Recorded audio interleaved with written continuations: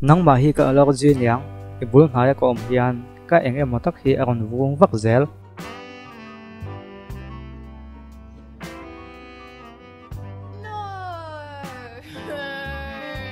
mai chen hathok lai hi mi pa hian hunom kan titla zel enge chan chu ka khwelova tun lai Facebook lam tong kam takin a chan chu legend ho chawen an khathiam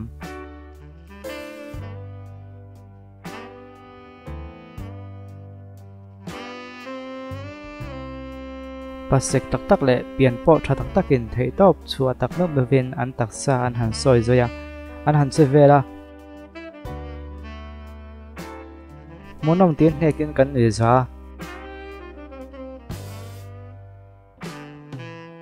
chuta mei chia ve thung chu hote in an han che ve a monom ti takin kan en man le sek zel boxia thil hi alandan ang ani vek thin lo van đôi về không khôn hi an omani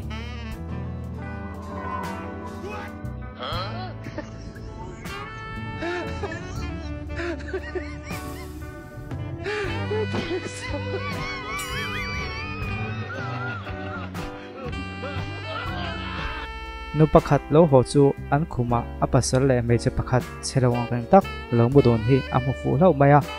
engtin nge hetiang hian min ti thei ti na haung hala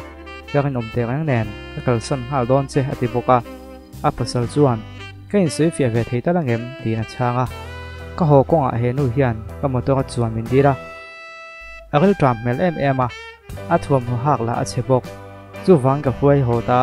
ti chuan ni thuam du to lo le im man to ngai lo thilte ka peta a lo em ti chuan thla turin kong ka lama ka ji phaya aron hoi de ta inu pui na man to ngai lo thil dang alo mem min ti nei kha ti nei soi fia ta ni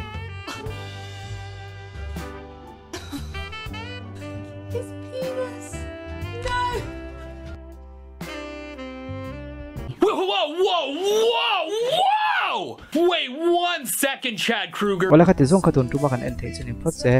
video danga kan mulai vek don ya